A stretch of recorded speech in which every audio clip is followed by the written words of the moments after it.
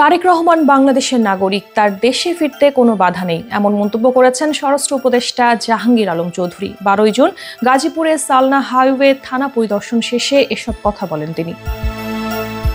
লন্ডনে প্রধান উপদেষ্টা অধ্যাপক ডক্টর মোহাম্মদ ইউনুস ও তারেক রহমানের বৈঠকের পর বিএনপির ভারপ্রাপ্ত চেয়ারম্যানের দেশে ফেরা সহজ হবে কিনা এমন প্রশ্নের জবাবে স্বরাষ্ট্র উপদেষ্টা বলেন, ওনার তো দেশে ফিরতে কোনো অসুবিধা নেই, উনি বাংলাদেশের নাগরিক, যে কোনো সময় ইচ্ছে করলেই দেশে ফিরতে পারেন।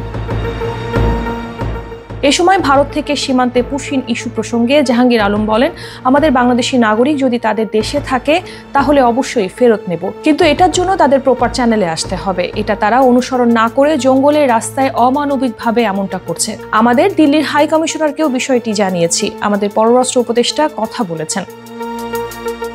ভারতসহ বাইরের দেশ থেকে আগতদের মাধ্যমে কোভিড মহামারী ঠেকাতে বিমানবন্দর সহ বিভিন্ন স্থানে সচেতনতা বাড়াতে উদ্যোগ নেওয়া হয়েছে বলেও জানান স্বরাষ্ট্র উপদেষ্টা। সেই সঙ্গে গণমাধ্যম কর্মীদের পূর্ণাঙ্গ প্রতিবেদন দেওয়ার আহ্বান জানিয়ে তিনি বলেন, খণ্ডিত রিপোর্ট আমাদের পাশের দেশ তাদের স্বার্থে ব্যবহার করে।